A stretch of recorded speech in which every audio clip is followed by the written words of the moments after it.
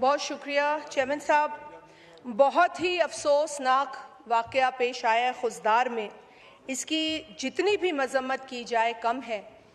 मेरे कॉलीग ने यहाँ बात की है और उनकी हर बात से मैं सहमत हूँ, क्योंकि दहशतगर्दी से लड़ने के लिए हमें एक कौम बनना होगा।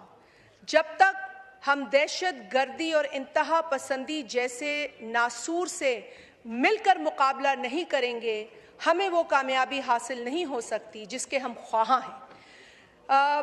पिछली एक हुकूमत ने गलत भी फैसले किए हैं, उसका भी हमें खमियाजा भुगतना पड़ रहा है, अफसोस के साथ कहना पड़ता है। आज जिस दरिंदगी और जिस सोच से बच्चों की स्कूल बस को निशाना बनाया गया है, इससे वाज़ेह होता है कि दहशतगर्द के अंदर कोई इंसानियत नहीं, उसका कोई मजहब नहीं, वो किसी रंग और नस्ल में यकीन नहीं रखता। दहशतगर्द दहशतगर्द है। वो पाकिस्तान के जिस भी इलाके में वार करे उसे दहशतगर्दी ही कहा जाएगा। और जो मासूम बच्चों की शहादतें हैं, अल्लाह ताला उनके लवाहिकीन को सब्र जमील अता फरमाए। मैं तो उन माओं की तकलीफ को सोचकर परेशान हूँ, क्योंकि मैं खुद माँ हूँ। हमारे बच्चे को अगर एक चोट लगती है, जख्म होता है, बुखार होता है, तो हमारी रूह तड़प जाती है।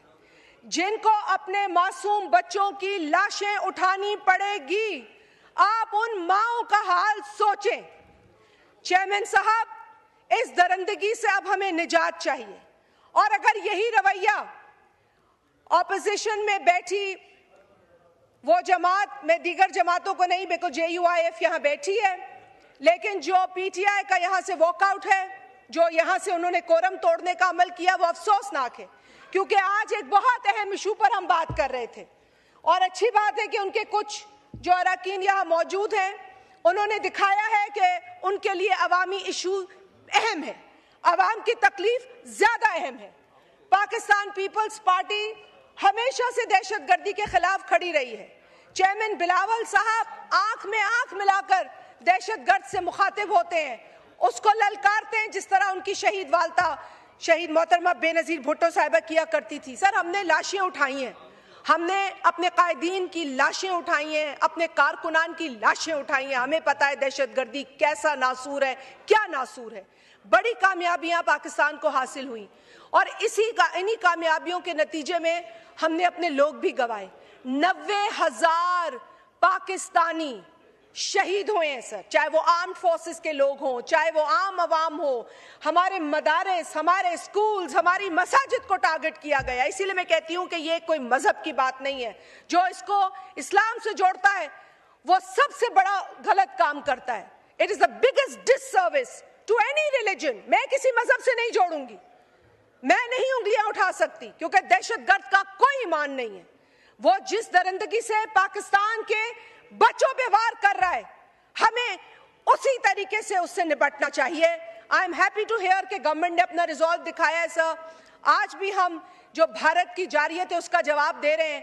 हमने उनके पास होने वाली दहशतगर्दी के कार्रवाई को कंडेम किया, उन्होंने जाफर एक्सप्रेस की कार्रवाई को कंडेम नहीं किया। और इससे साबित होता है कि इंडिया जो है वो मुस्तकिल मोदी सरकार जो है वो दहशतगर्दी को प्रमोट कर रही है। अब तो उनके ताने बाने तालिबान से भी मिल रहे हैं। ये बातें सामने आ चुकी हैं कि वो लोगों को हायर कर रहे हैं पाकिस्तान में इंस्टेबिलिटी के लिए, और जो अपने ही मुल्क में इंस्टेबिलिटी की कार्रवाइयां डालें, जिसे हम फॉल्स फ्लैग ऑपरेशन कहते हैं, वो फिर किसी भी मुल्क से मुखलिस नहीं हो सकते सर।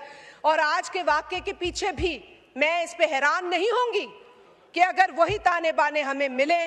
बहुत ही अफसोसनाक आज का वाक़या है और इसके ऊपर मैं फिर कहूँगी, जो लोग यहाँ बैठे हैं उन लोगों ने ये जाहिर किया है कि वो संजीदा हैं। क्योंकि सर, हमारे बच्चे इस मुल्क में रहते हैं, हमारे बच्चे इस मुल्क में बड़े हो रहे हैं, और उन्हीं को दर्द पता है जिनका बच्चा यहाँ हो, जिन्होंने बच्चों को बोरिया बिस्तरा बांध के भेज दिया है बाहर, और फिक्रें उनकी खत्म हो गई हैं औलाद से। उनको फिर किसी और की औलाद की फिक्र नहीं है, मगर हमें है। इसलिए इस फ्लोर पे as a mother, as a parliamentarian and as a representative of a party जो सबसे बड़ा निशाना बनी दहशतगर्दी का, हम ये रिजॉल्व करते हैं कि we will continue fighting this menace of terrorism, this menace of extremism. हमें ये खत्म करना होगा sir, because enough is enough. This is not going to go on like this. Because अगर हमने अपनी कोई कभी कहीं भी दिखाया कि हम में दरार है, तो फिर वो जो हमारा दुश्मन, हमारे बच्चों का दुश्मन, हमारे अमन का दुश्मन है, ये उसको खुश करने के मुतरादिफ होगा। और मैं नहीं समझती कि कोई मुहब्बे वतन पाकिस्तानी ये कर सकता है। हमें पाकिस्तान के लिए इकट्ठा होना होगा, हमें दहशतगर्दी के खिलाफ इकट्ठा होना होगा, ताकि हम इस मुल्क को अमन का गहवारा बनाएं, इस खित्ते में अमन लाएं और इस दुनिया के अमन के लिए जो हम काम कर रहे हैं उसे हम जारी और सारी रखें। बहुत शुक्रिया चेयरमैन साहब। पाकिस्तान जिंदाबाद।